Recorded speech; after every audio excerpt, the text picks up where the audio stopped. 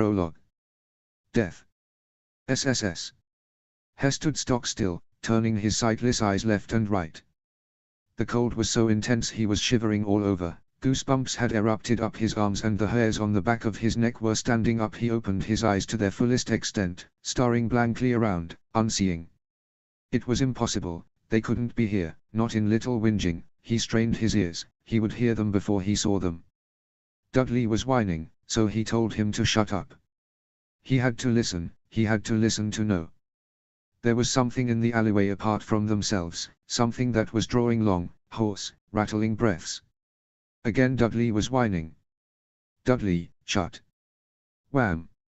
Dudley's fist made contact with his head, making him dizzy enough to lose his footing and fall. Pain radiated through his head, his sight swimming. "You moron, Dudley!"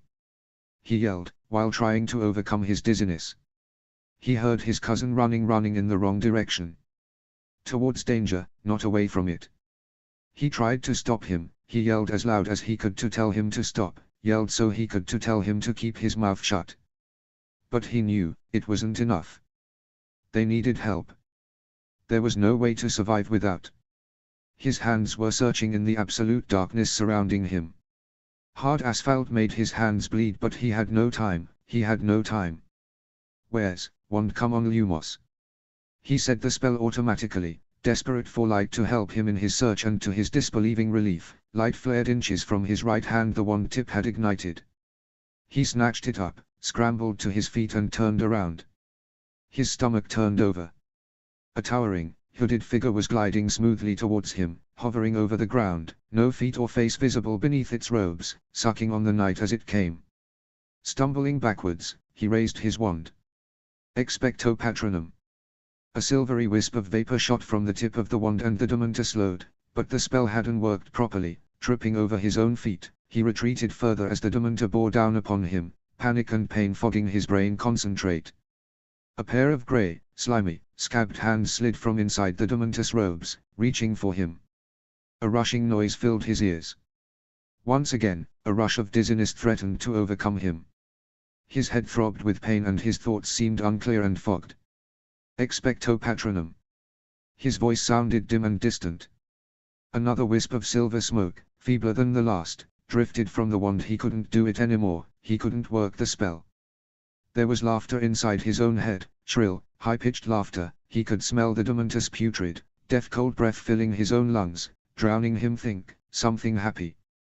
But there was no happiness in him. The Dementor's icy fingers were closing on his throat. The high-pitched laughter was growing louder and louder, and a voice spoke inside his head. "Bow to death, Harry, it might even be painless. I would not know. I have never died." His fingers went limp, his grasp loosened. "Concentrate." But there was nothing but the darkness, the cold and pain filling his head.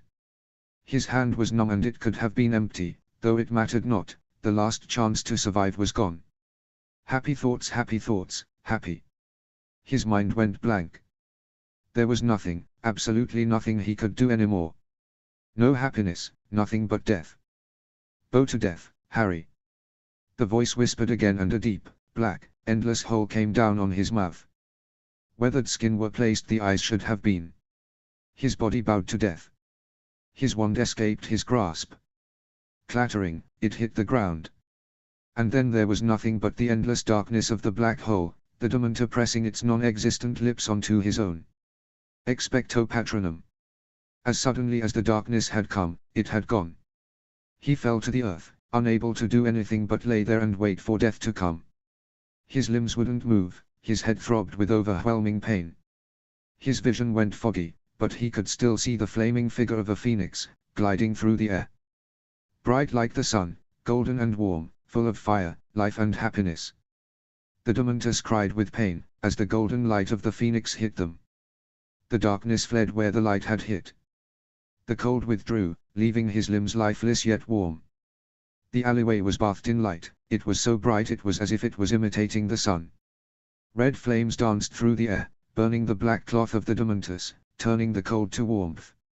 High-pitched screams escaped the lipless, endless holes, while claw-like death hands dispersed into ashes. It took him a moment to understand that the phoenix was a patronus. Dumbledore. Hope filled his heart when this word filled his thoughts. Dumbledore. Dumb. He began, but he could not finish his word. Not Dumbledore.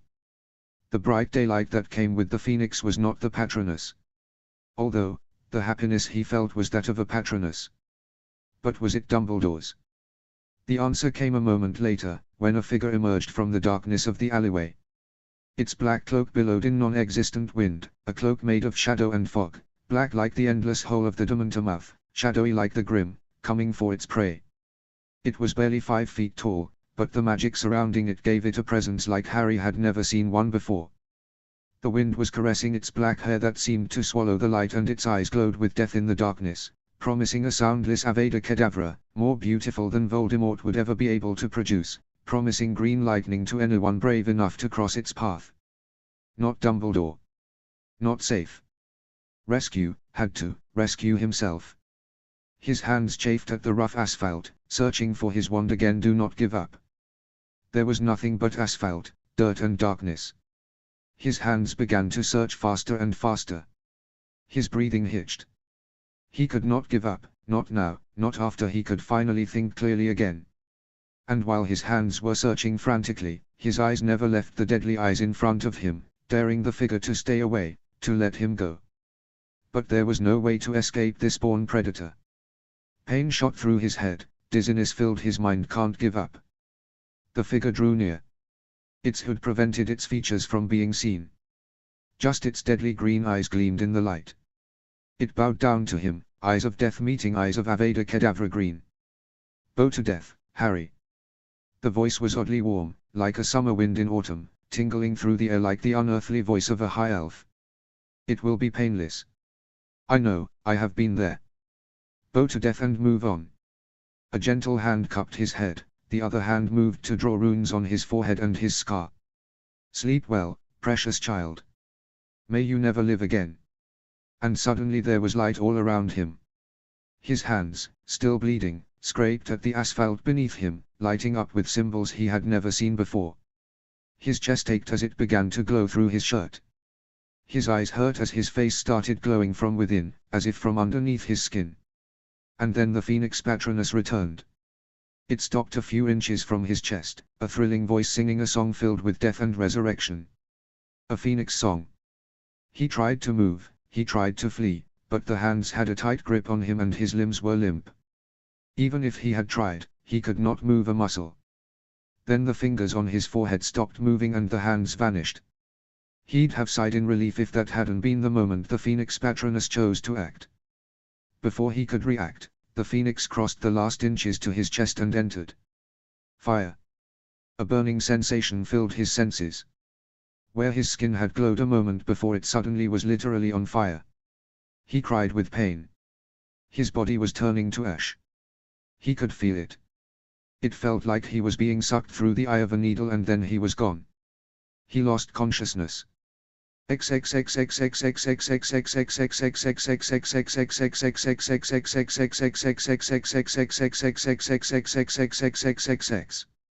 A man emerged from the darkness of the alleyway. The figure was shrouded in a cloak which hid his face and actually made him appear as if he truly was nothing more than a shadow, if a shadow could stand upright and had grey eyes, glowing beneath a dark hood, that is. You know, the shadow said slowly. Most likely, you're going to have some trouble because of the boy's spells. The other one, a man in his early 20s with black, unruly hair and eyes of an even lighter green than Harry's, had been shrugged. I may, he answered. But even if I do, handling it will be child's play. Sigh. It is Harry now, the man corrected and snatched the vanished boy's lost glasses from the ground. You should become accustomed to it. With that he turned the glasses in his hands to look at them from all sides with disdain. We'll never speak in public, the shadow objected unhappily, watching the other man intensely. The green-eyed man didn't seem to be bothered by it at all. He just shrugged. Then do it for me, he said. I will have to learn to answer to that name now. You will, the shadow sighed. But I never understood why you had to vanish the boy in the first place. He's just a boy, why trouble yourself with schemes to finish him off? Harry sighed unhappily. It had to be that way, Reg, he replied. He would not have survived tonight. He was never meant to survive. That's what you say, Reg pointed out. Do you have visions, to know such things? The young-looking man raised an eyebrow at that question. I do not, he answered, sighing. But I learned a long time ago that some things are unchangeable. I tried. I tried to rescue the boy before I was unable to. I did not even find the place where the boy lived even when I knew where it was. I could not find it, and I could not rescue others I knew were about to die. Believe me, I tried. Oh. How I tried. Reg stayed silent after these words, a contemplating look on his face. It was clear that he actually hadn't expected the answer he'd been given by Harry. Harry on the other hand turned his head and glanced at the place the vanished boy, the former Harry Potter, had been some minutes before. I will be Harry now, he finally said quietly and, oddly enough, sadly. I have to be Harry now. This was my plan from the start. He didn't look too pleased, even after claiming that it was his plan they were currently following. Reg frowned. And you really can do it? He asked the other man doubtfully. It won't be easy, after all. You'll have to behave exactly like the boy, and, well, you're quite a bit older than him, you know. That is not a problem, Harry replied and closed his eyes in concentration. For a moment nothing seemed to happen, then, slowly but surely, his features and body started to change. When the changes stopped barely a minute later, he was a little more than 5 years younger and several inches smaller. There we go, he said, while picking up the boy's wand. He gave it an experimental swish, frowned at it for a second and then shrugged. A bit different than the wands I normally use, he said. But then, the craftsmanship might be a bit better than with mine. With that he channeled his magic through the wand and sparks lit its tip, the wand bowing to the man as its new master. Harry shrugged again before hiding the wand away in one of the wand holsters he was wearing. Then he proceeded to glamour his longer hair and clothes with his own wand, before turning his gaze back to the glasses in his hand. He frowned at them unhappily again and then changed the lenses of the glasses to window glass. All right, he put the glasses on with a grimace. How do I look? Like the boy, Reg answered while eyeing the other critically. Are you sure you're able to play Harry? The other rolled his eyes. Of course I am, he said. Then you'll have to lose your accent, Reg concluded. No one will believe that you're Harry when you've got a foreign accent. Harry sighed. I will lose it, he replied and rubbed his hand over his face, nearly pulling the glasses from his nose in the process, which made him frown at them again, clearly unhappy that he was forced to wear them. I haven't spoken English in a long time. It will take some time to think in it again. You. But whatever the other one wanted to say, he was interrupted by Harry before even finishing the first word. Go. There is someone coming. Harry said, having heard something that Reg hadn't. You mustn't be seen. Reg reacted instantly. One moment he was there, the next a small black cat fled into the darkness. Meanwhile, the other man spun around, hiding away his own wand in the process and drawing Harry's before pointing it toward the face of the newcomer. It was Harry's old babysitter, Mrs. Fig. Hastily, Harry started to stow his wand away again. Don't put it away, idiot boy, she shrieked. What if there are more of them around?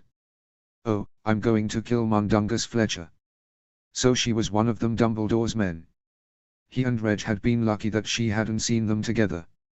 Harry had never been more thankful for the concealing charms on Reg's robes that had hidden the other man long enough that Mrs. Fig hadn't noticed him. Harry shook off his thoughts. He had no time to ponder on near misses. There were other things to consider. He was Harry Potter right now, a 15-year-old, undereducated wizard. He had time to ponder everything else later, not now when he had to perform for the first time. He took a deep breath and closed his eyes briefly. It was time. He had to play his part. What? He asked, trying to sound stunned. He left, said Mrs. Fig, wringing her hands. Left to see someone about a batch of cauldrons. She rambled on, but Harry tuned her out. Instead he took the time to slip into his Harry persona. He had to be Harry now. He had to answer to Harry. He had to think about himself as Harry. He had to simply be Harry from now on. It would be difficult, but there was no other way if he wanted to reach his goals. So he let her ramble, sometimes asking questions Harry would have asked, like, this Mundungus has been following me, and you know Dumbledore. He stood by and watched while she went to Dudley and tried to lift him up. She stooped down, seized one of Dudley's massive arms in her wizened hands and tugged. He saw her desperation, her fear while she tried to lift the heavy boy off the ground. "Get up, you useless lump, get up." Dudley either could or would not move, so Harry finally declared that he would help and heaved the boy up from where he lay on the ground. The boy was heavy, but not as heavy as other things Harry had carried. Of course, he could not let the fact that he was stronger than the original Harry show, so he tried to look as if he was struggling greatly. "Hurry up," said Mrs. Figg hysterically. She was clearly out of her depth, panicking. Harry could have reassured her, but the young boy he was pretending to be would have had no clue about her terror, and so Harry did nothing but stand by and watch.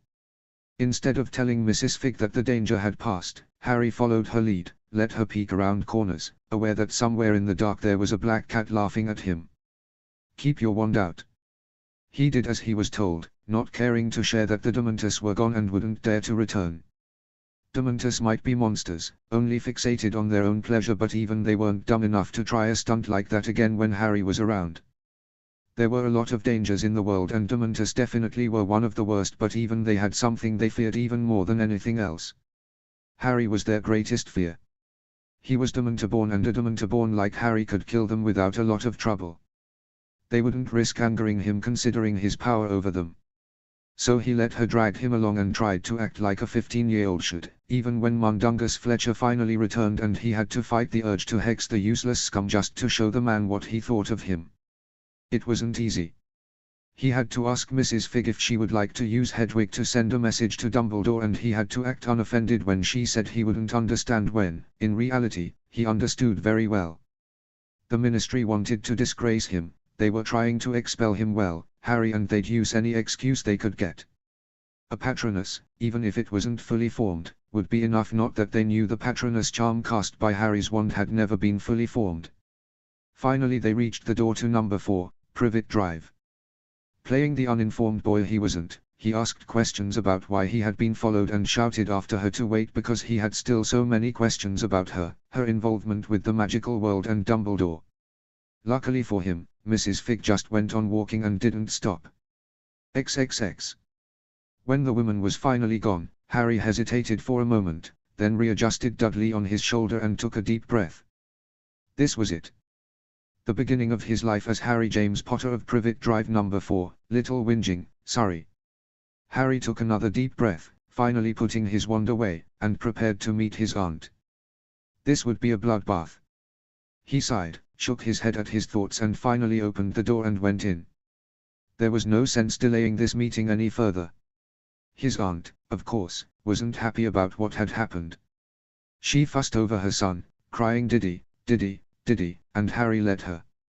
He let her fuss until the first accusations were hurled at him. "What have you done to my son?" Uncle Vernon growled. Nothing, Harry said, knowing perfectly well that Uncle Vernon wouldn't believe him. "What did he do to you, Diddy?" Aunt Petunia said in a quavering voice, now sponging sick from the front of Dudley's leather jacket. Was it you know what, darling? Did he use his thing?" Slowly, tremulously, Dudley nodded.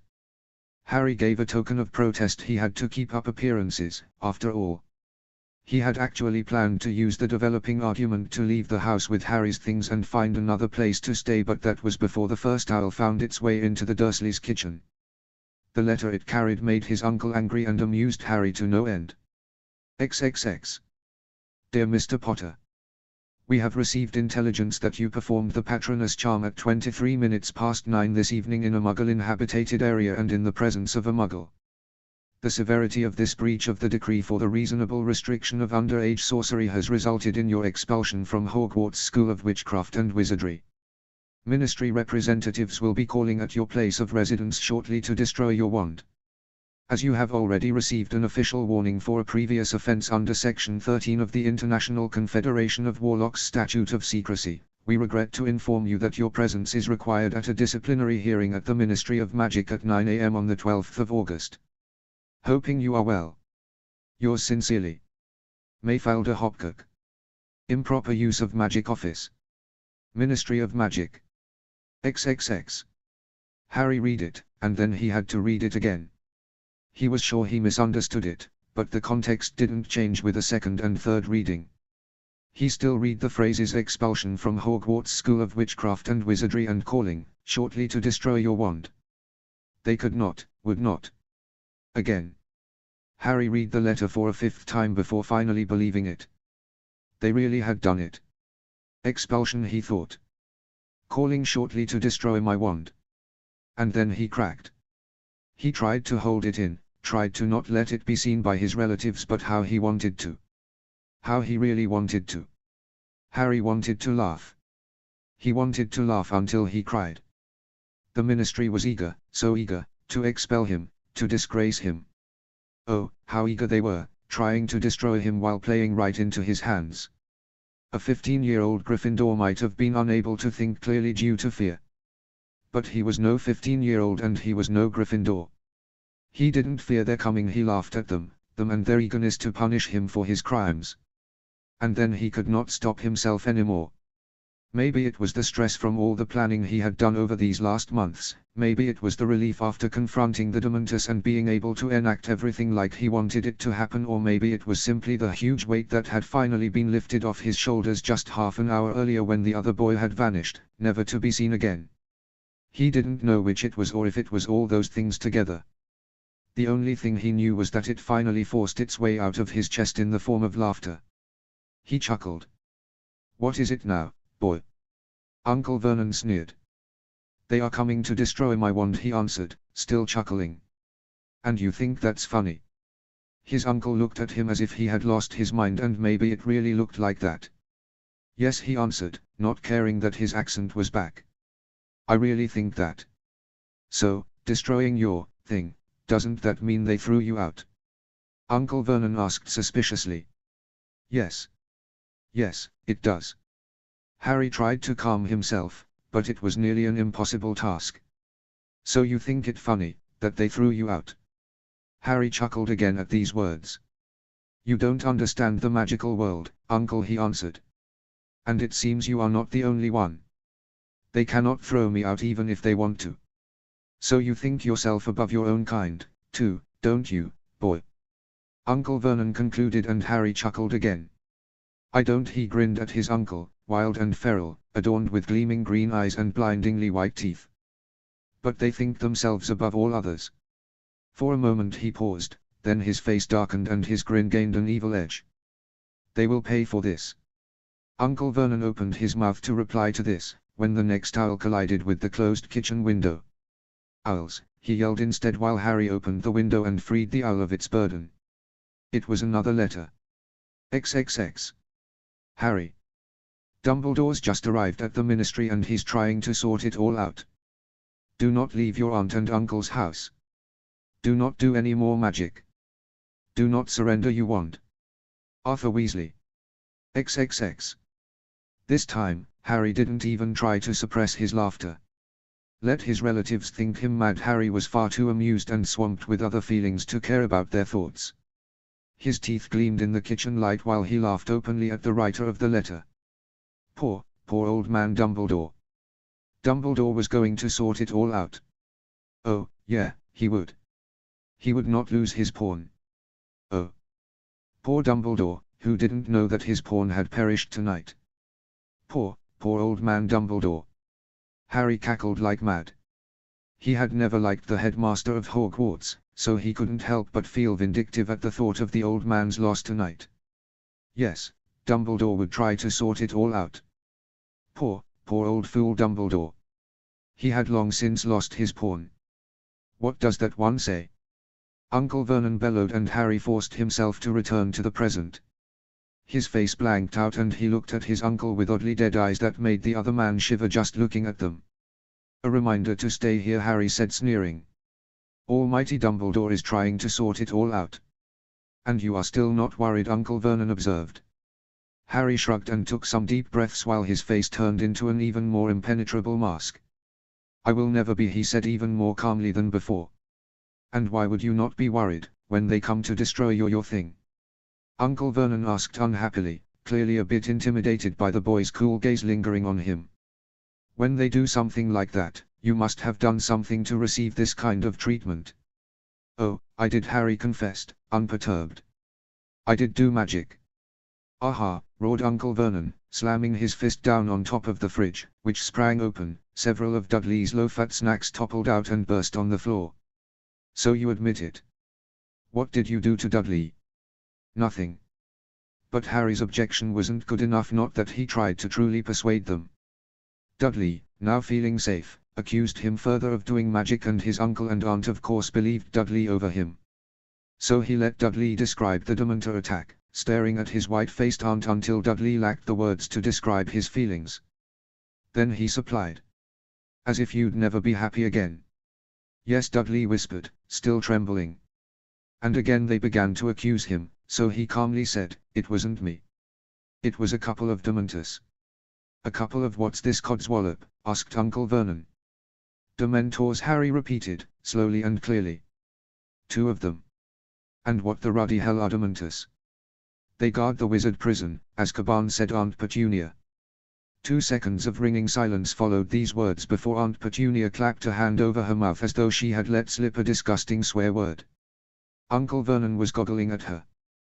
Well, that was something that Harry had not expected. His aunt knew of Azkaban. "How'd you know that?" he asked her, astonished. Aunt Petunia looked quite appalled with herself. She glanced at Uncle Vernon in fearful apology, then lowered her hand slightly to reveal her horsey teeth. "I heard that awful boy telling her about them years ago," she said jerkily. And suddenly he knew from whom she had learned it. Still, he could not resist saying something that he knew as false just to see her reaction. "If you mean my mum and dad, why don't you use their names?"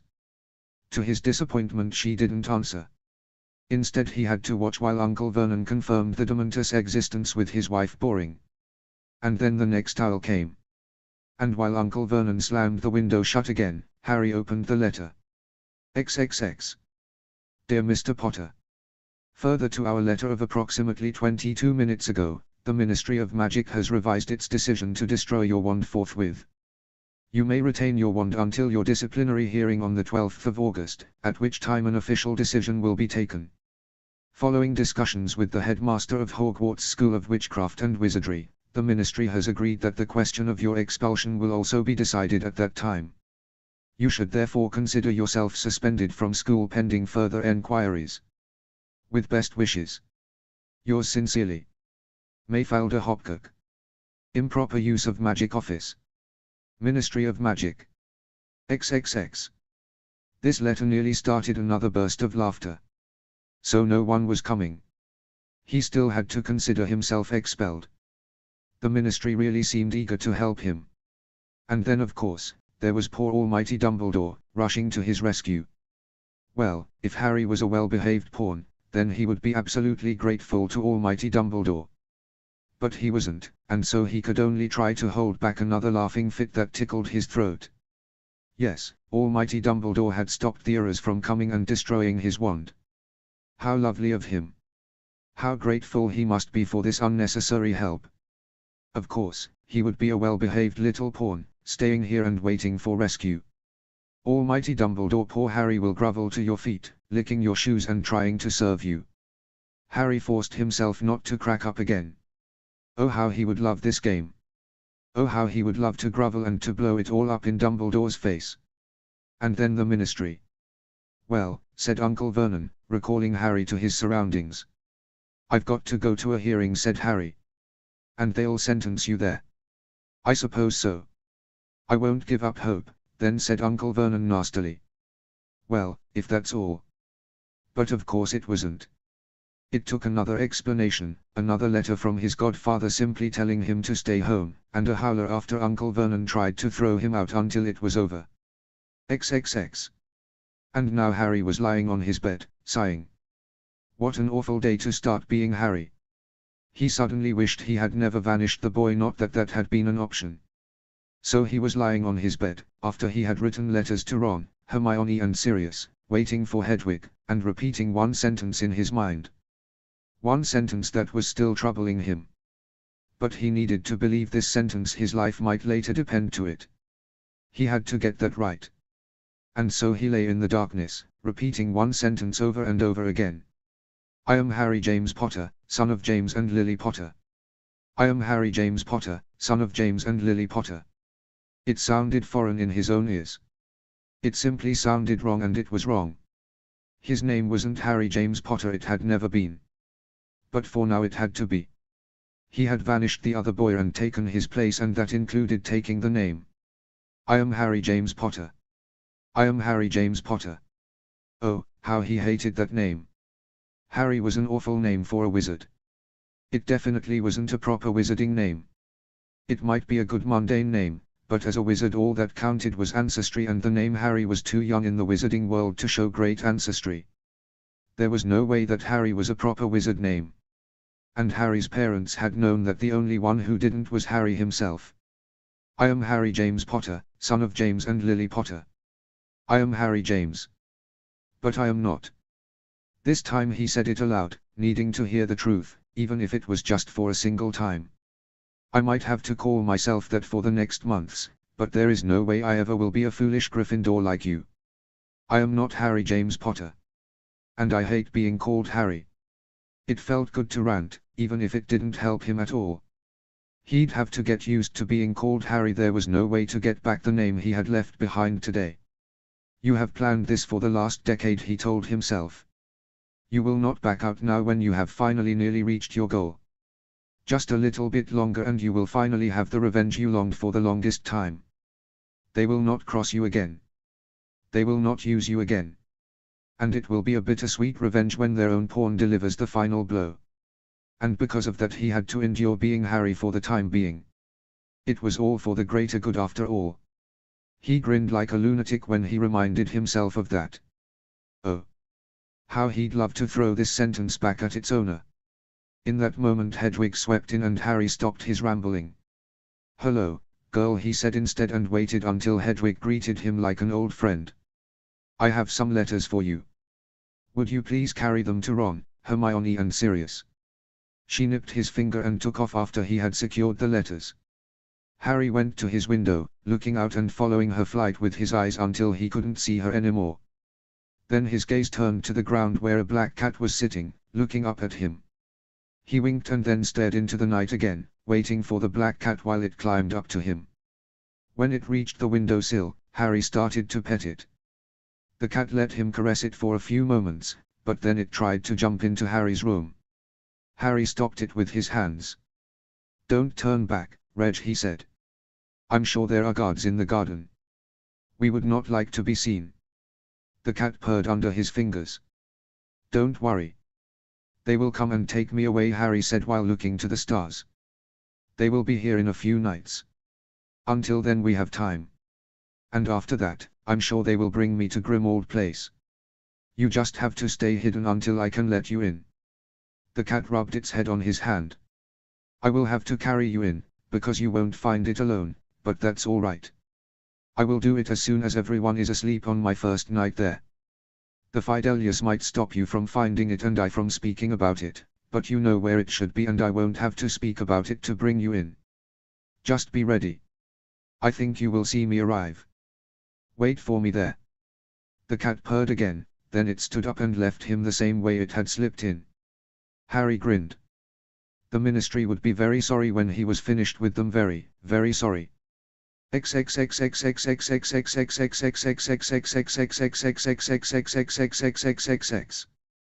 twisted message.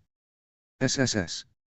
It had been a very quiet morning for Barnabas Cuff, chief editor of the Daily Prophet. Well, that was until Rebecca Amorin, his security editor, entered his bureau carrying a piece of parchment in her hands. "Becky," he said, looking up to greet her with a grin as she frowned.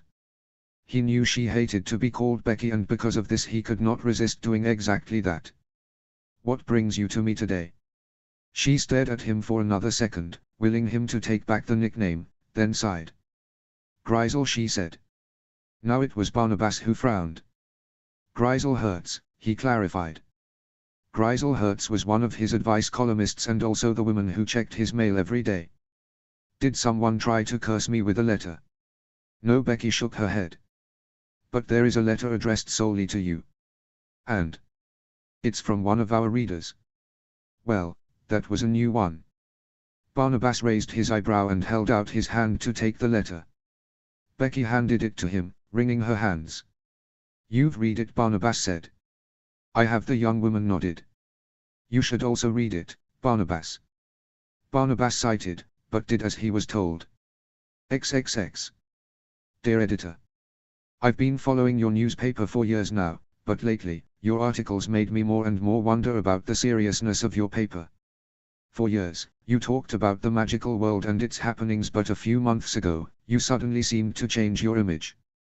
Where you once spoke about facts, now you suddenly seem to prefer gossip. Or how else can it be that a serious newspaper, like you claim to be, can print such contradicting articles?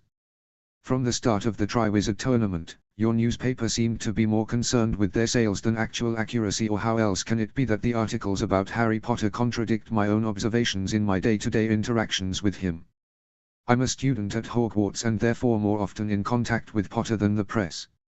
Nevertheless, I expected serious observations and cool assessment when it comes to portraying him in the press, not your printings about a little lost boy or a barking mad individual. I have to say, I have a hard time seeing either in the boy I've seen around the school. So, how serious are these facts you have been printing, really? Will you change your opinion again when new information that you can't ignore comes to light? When the boy starts to be a poster boy for the ministry, will you then retract the facts you have been printing now? Because it seems to me as if your opinion often strangely matches the opinion the ministry has at that time. Is this the freedom of the press in the wizarding world, writing the ministry's preferred versions of events, using facts to lead your readers to wrong conclusions, using unethical means to get your information? Where is the serious journalism I am looking for? Even the Muggles are able to print a newspaper without being biased, inaccurate or libelous. Why does it seem like the wizarding world is not able to do it? Is it out of fear? Is it out of ignorance? Or is it its people's preference to stick their heads in the sand and ignore any evidence that doesn't fit to their initial beliefs? I dare you to print this letter. If you don't, I will finally know that your newspaper is nothing more than a simplistic, biased gossip rag. Oliver Twist. XXX. By Merlin. Was the first thing Barnabas uttered after reading the letter. I thought the same, Boss, Becky answered, gritting her teeth. Will we print it? When Barnabas looked up at her, he saw that she was just asking out of principle. Both of them knew they would not be able to print the letter, not as long as the ministry held the majority of their stocks. We won't, he answered, sighing. So we proclaim ourselves to be a gossip rag, Becky said with a bitter tone marring her voice. No, Barnabas said, still looking at the letter in his hands. We don't proclaim ourselves anything. We are a gossip rag. This time a bitter tone had also entered his voice. And we'll stay one until. I don't know. He sighed, defeated. When I entered this newspaper I had great dreams. I dreamed of the serious journalism I knew from my Muggle father, who was a journalist himself. Instead you got this, Becky sneered while gesturing up on the office and the newspaper articles which would land in the rubbish bin just because they did not follow the ministry guidelines. Yes and no, Barnabas answered, now slightly smiling, even if his smile was more a grimace than anything else. When I entered this newspaper we were printing serious news, he clarified. Then why? The Weasley family was one of the major stockholders in our newspaper, Barnabas answered, sighing. They had to sell their holdings when they suddenly had money problems. I still don't know how that happened. And after that, well, there is no one who can hold the Black stocks at the moment, not until Sirius Black gives up his right as the heir of Black or dies. The Pruitt stocks were sold alongside the Weasleys and the Potters. Well, there was no one interested in them until now. And even if the boy would be interested, he cannot do anything until he is of age, and he has too few stocks to make a difference. So there is no major player except of the ministry, Becky concluded angrily. And so they can dictate to us what to do. Yes, my dear, I fear you're right, Barnabas answered, sighing. How much does the ministry have? Becky asked, bitter.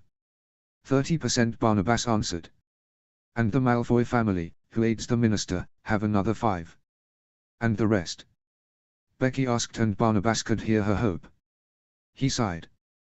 There is 10% with the Blacks and 5% with the Potters, he answered. The Weasleys and the Pruitts each had 20% and were the major players because of that.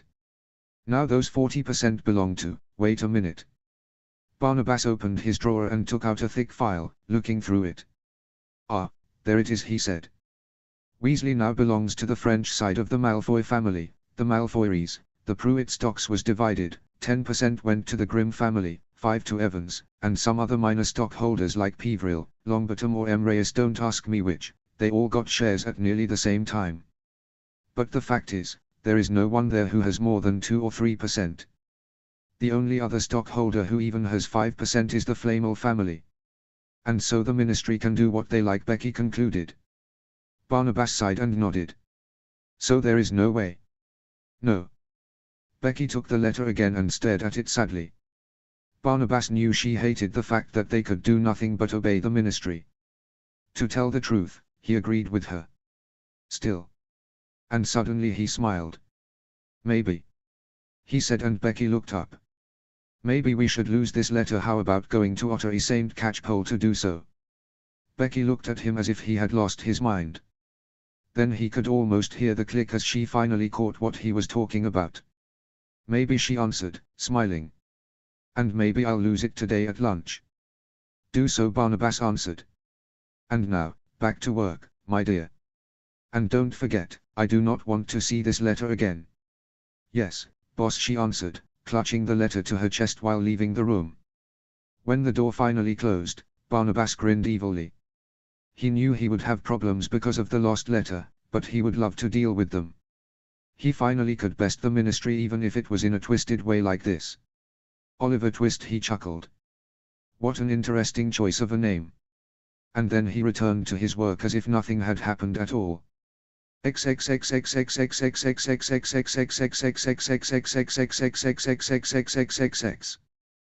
Diagon Alley. SSS. You know, you should not come here. The voice was just whispering, while the person speaking was bowing down to him to stop being overheard. I said they will come in a few days, and don't worry, the Dursleys won't miss me. They have after all forbidden me to leave my room. And still you are wandering out in the street out in broad daylight. Stop worrying, Reg. You're here with me, so what could happen? Harry. There is no what could. You are a wanted person. You let it sound as if I was a criminal, Reg. You know what I mean. You are famous. What will you do when they find out that? When you would stop to scream, then maybe they never will find out, Harry answered, rolling his eyes. I am wearing a glamour, Reg, and I am also wearing my normal clothes. There is no way they would connect me with Harry Potter. Could you not just have changed back to normal and come here like that? Reg asked, still uncomfortable, while looking at the wizards and witches walking on the street around them. Nope, sorry, Harry answered, popping the pea. You sound like a 15-year-old teenager, Reg said, irritated. I am a 15-year-old teenager, Harry corrected, grinning. No, you might be looking like one, but I am sure as hell that you aren't one. Reg answered, still looking like wanting to be elsewhere. Oh, shut up, Reg, and have a little bit fun. Harry answered while nearly dancing down Diagon Alley to Gringotts. They entered together. Harry's glamour fell. And suddenly Harry's childish behavior was gone, as if it never had existed in the first place. He walked to one of the tellers and said, May you join the warriors today, clan brother. His voice suddenly sounded rougher, changing with the language. The gobbledygook that left his mouth was fluent but accentuated with a more ancient accent. The teller looked up, stunned to be greeted in his own tongue. And may your business go well, he finally answered Harry, intrigued what the wizard boy in front of him wanted. I would like to meet Nardog, Harry said. My name is Potter. The goblin blinked again, then his gaze flickered to Harry's scar. Harry sighted, but said nothing. Very well, Mr. Potter. The goblin finally answered. I will bring you to him immediately. And with that he closed his post and brought them through the hall and into the depth of Gringotts Bank. Harry was not afraid. He knew most of the wizards were either uncomfortable or afraid to enter more than the lobby and their vaults in Gringotts, intimidated by the golden walls, the figurines out of marble, gold or silver, and the floor-high paintings of the Goblin Wars. No, Harry wasn't afraid.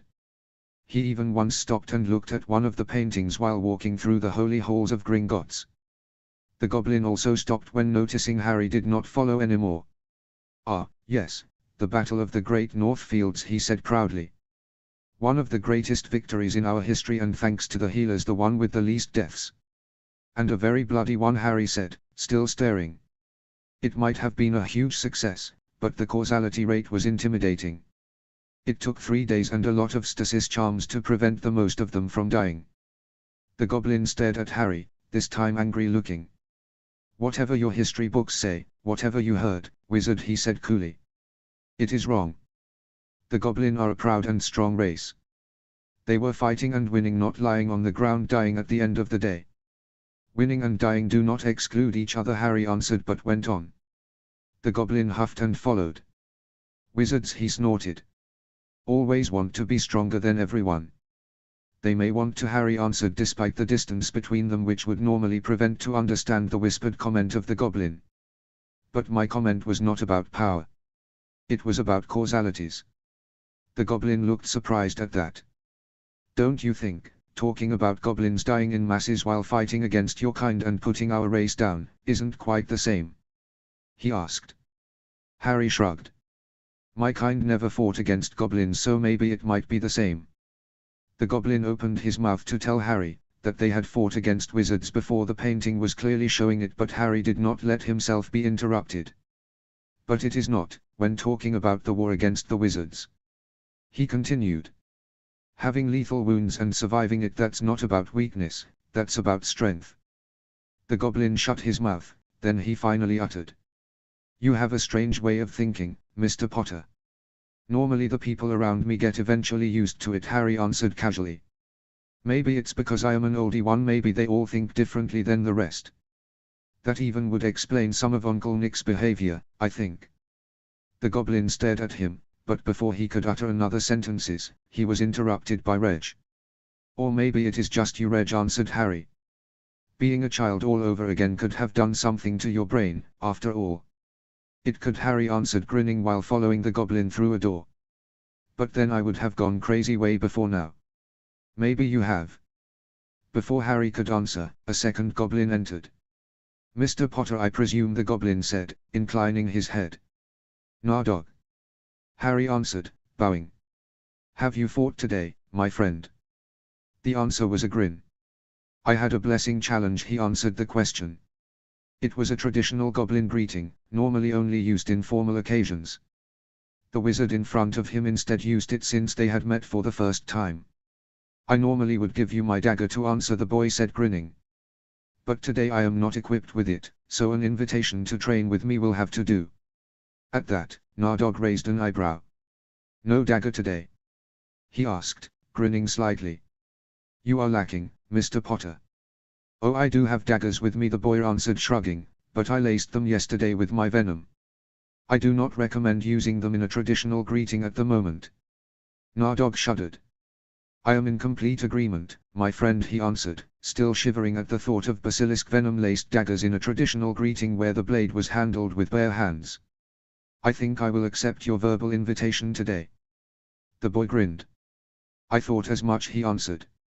Nardog nodded and then waved at the goblin to send him away. Reg looked a moment at Harry, then he, too, left. He had to do some own business at the bank. As soon as the door was closed and the privacy spells were in place, Nardog returned to their business. So, what can I do for you today, Morganarth? The boy's demeanor changed again. His eyes getting cold and calculating. How far are you with my plans? He asked. Quite far, Nardog answered while searching for his documents. I have bought you shares of several companies in the Wizarding and Muggle world. Mundane, the boy said. I beg your pardon. Nardog asked. It's Mundane World, not Muggle World, Harry answered. Mundane World, Nardog corrected, not sure why it was important. The boy nodded. The share is on different names? He asked. Yes, Morganarth, the goblin answered. I used every name I could use. The boy nodded again. The other things I asked you to do. The goblin handed him a large folder. It's everything in there since the death of the last lord. He said. I sorted it by person, not that there is so much to sort. Thank you. That will do nicely, Harry answered while shrinking the folder with a wave of his hand before putting it away. Is there anything else, Morganarth? Nardog asked. Harry looked at him, inclining his head. There might, he said casually. I will need a barrister soon. Do you know someone I can trust with this? He pointed at the pocket he had stowed away the folder. And all the other stuff. I will look into it and send you my answer. Nardog said. You can read gobbledygook. I think I should manage, Harry replied. My knowledge is not up to date anymore, but it sure will do for this. Then I will use it to ensure privacy. Harry inclined his head again. It will do for now, he said. I will tell you as soon as I have installed something safer. Something safer. Just one thing I have in my mind, Harry answered. So, this would be all for today? The goblin asked. Harry pondered, then he nodded. I will have to look over the facts you gave me, before doing something further, he said. Is there something else you want to share? The goblin showed his teeth, the gesture a goblin made instead of shaking their head, the negative. Then the only thing I need today is to make a withdrawal, Harry finally said. My vault, not Harry's trust vault. XXX. 10 minutes later Harry left Gringotts. Reg still wasn't there, so Harry guessed that the business of the other wizard was taking longer than planned. Well, Harry had still some things to do in Diagon Alley. So Harry left the stairs leading into the bank and went to Ollivander. The room he entered hadn't changed at all since the last time he had been there, the time he had been 11 and started Hogwarts. It was still packed with wands, old, dusty and lit in dim light. But there also was a difference to the last time. Last time the old Ollivander had been able to surprise him, this time his senses already told him where the old man had hid himself. And when the man emerged, he looked straight in the other one's pale, wide, moon-like eyes. Welcome, Mr. Potter, Ollivander said, tilting his head and studying him intensely. I was not aware that you are again in need of my arts. I am not, Harry answered. I still do have my wand. Then how come I find you here in my shop? Ollivander asked, now even more intrigued by the young wizard in front of him. Normally there were just a few occasions a wizard would find his way to Ollivander's shop, and usually he heard about a broken wand before the owner would stand in his door. You are not here to buy a second one, are you, Mr. Potter? He asked. What would you say, if I'd answer yes? The boy asked, interested. Then I would tell you that carrying more than one wand was forbidden in 1955 for everyone who was born after the law or who did not have at that time a second one already. Ollivander answered. It was. The boy looked at him surprised. This is something I must have missed. Then you were here for a second wand? Ollivander inquired, interested. I wasn't, the boy answered. I do have enough wands. I do not need another. This answer startled the wand maker. You have enough wands? Beg to tell, how many do you have in your possession to say such a thing? The boy shrugged and waved his hand dismissively. That does not concern you, Mr. Ollivander, he said simply. And it is better when I stay silent about that, when possessing them might be a crime. Ollivander stared at the boy, but he had to give it to him, it really was better to stay silent about something like that. So what can I do for you, Mr. Potter? He finally asked. I need a wrist holster, the boy answered while revealing an old and worn wrist holster on his right hand. He loosened it and put it on Ollivander's counter. I need something like that, he said, and it needs to be high quality. Ollivander blinked and studied the leather of the wrist holster and the wand shafts he could see looking out of it. May I? He asked, gesturing at the wands. The boy shrugged. You may, he said casually, as if he had no problem with a wizard touching his wands. Every other wizard definitely would have denied Ollivander the request, or at least would have been wary. Ollivander first withdrew one of the wands. It was the one the lad had bought here when he was 11. This time it was in a good condition, different than the last time Ollivander had seen the boy's wand at the True Wizard tournament in Hogwarts. It was neatly clean and polished. Ollivander put it down on his desk and withdrew the other one. The only thing he could do was gasp when he held it in his hands, and suddenly he knew why the lad had not been worried about Ollivander having his wands. While the other wand had felt all right in Ollivander's hands, this definitely didn't. It had power, Ollivander could feel it radiating off from it, but it also wasn't willing to bow to any master except for its own. Where did you get it from? Ollivander asked, his eyes following the midget carvings of the wand. Runes. It surely is powerful. And old, so very old. Ollivander could not even detect who had crafted it, but he could feel the master's presence all over it, nearly embodied in the wand itself. Whoever had used this wand, he had used it for a very, very long time. And not only that. Does it matter where I got it from? The boy asked. I can use it, that's enough. You mustn't use it. When he nearly screamed that, the boy looked at him surprised. And pray tell why not, he finally asked. This one was used for dark magic, Ollivander said. It is not a good idea to use something like that. Using an object like that will harm you eventually, Mr. Potter. It won't harm me, the boy answered. And it wasn't used for the evil arts. Ollivander cited at that. I do know my materia, Mr. Potter, he told the boy. And I can tell that this wand was used for rituals. Let me tell you, Mr. Potter, I do not know any ritual that is used for good. The boy chuckled. Do not worry about that, Mr. Ollivander, he said, there is always something in the world you do not know. But I guarantee you, this wand was never used for evil. It might have killed, it might have healed, but it never was touched with the essence of true evil. Ollivander wanted to protest, but was cut off by the lad. The wand holster I need, please. He said. Because even if I know that the other one never was used for evil, I do not like the thought of it resting with my other wand in the same holster. Their magic works too differently that it would do both of them any good when it stayed like this for too long. That Ollivander could not deny, but one moment he still hesitated. Then he sighted and took out his wand holsters. What kind of holster do you like? He asked. There are some with some practical spells on it. I want a plain one, the lad answered, and Ollivander raised an eyebrow. This wand holster also isn't plain, he finally said, gesturing to the holster on his counter. It isn't, the boy answered. But I can do these runes by myself. I just don't have the time to craft the holster also. Ollivander stared at the lad, surprise in his eyes. Runes like that aren't easy. To be able to do them you must have not less than newt level ancient runes. I don't think you're old enough. Don't worry. I am able to. The boy said, and to Ollivander's surprise he suddenly could not even doubt the boy. Whatever had happened in the last 5 years, the young boy in front of him had definitely aged beyond his years. So you just need one holster, or will you replace that one?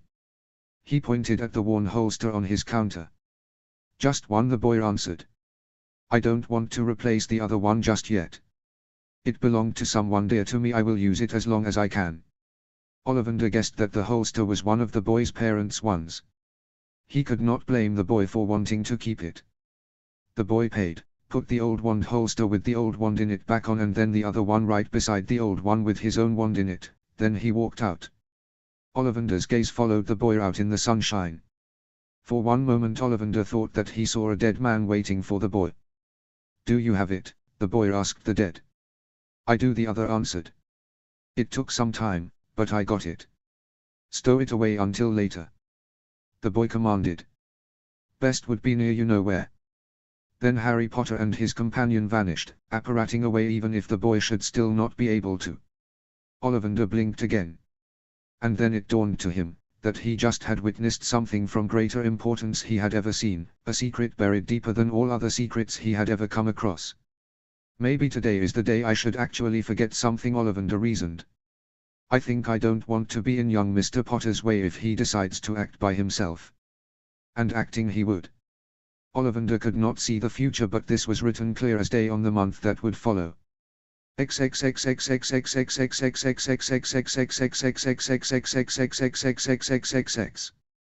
Turning Dobby. SSS. Harry and Reg instead returned to Surrey, to a playground not far from Harry's home. There Harry looked around, but the day was a rainy one and so no one was on the streets. Well, that should do, he said, pulling out a third wand and erecting spell walls to prevent from noticing and listening. What are you planning now, S? Harry? Reg asked, looking interested at the building magic. Those are awesome. Some of them even I don't know, and I am hiding for 15 years now, he commented, looking at the wards Harry was setting. I may teach you sometime, Harry answered distractedly. But now I have to do something else. I need someone I can trust to help me with my task. Hey. I am helping you. Do you want to say you can't trust me? Reg said, hurt. I know I can trust you, Harry answered, shaking his head. You have been helping me ever since I rescued you, so why shouldn't I trust you? No, I need someone who can enter everywhere and is nowhere found. I need a perfect spy and a loyal friend. As helpful as you are, even you have trouble to enter somewhere unnoticed. Well, yes. Reg said. But your description, how about Creature? He is the old house elf of my mother. And he is bound to your brother, Harry answered. No good. Yeah, but... Don't worry. I know whom I want, Harry said, and then called Dobby. The next moment there was a crack and the crazy little house elf appeared. Harry Potter, sir, is calling, he said, looking up at Harry. Yes, Dobby, Harry answered, suddenly not all too sure what to say. Are you still a free elf, Dobby? He finally asked. Of course, Harry Potter, sir. Dobby answered. Dobby likes being a free elf over being Master Malfoy's elf. Yes, Dobby does.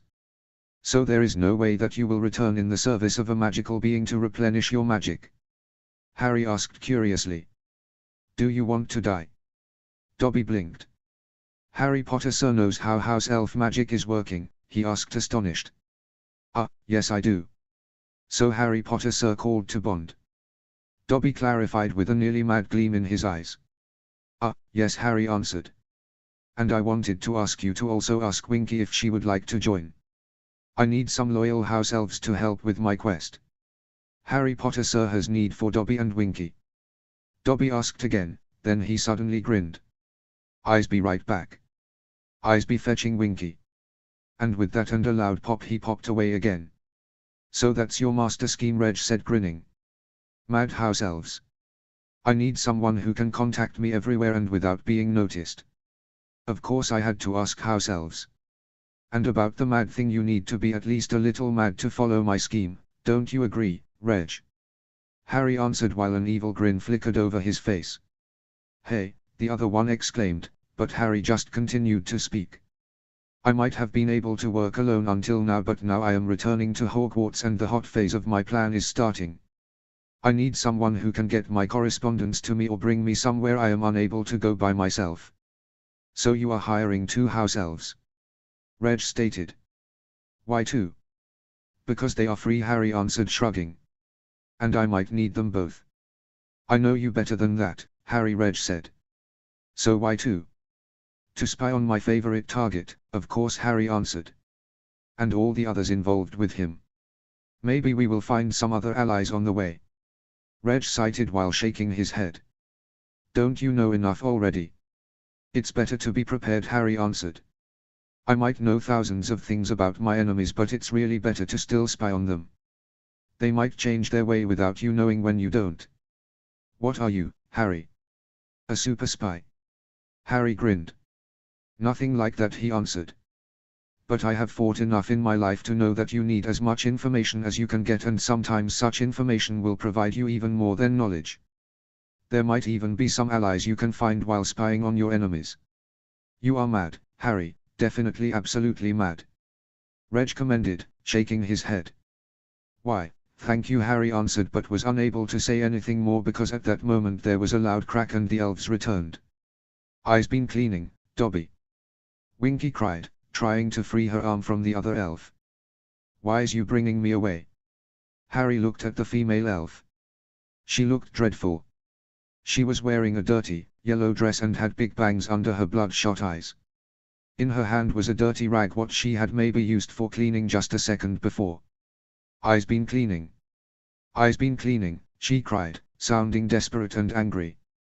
And I'm sure you have done well, Harry answered to her desperate cries. Winky stopped abruptly with repeating her phrase and looked at him.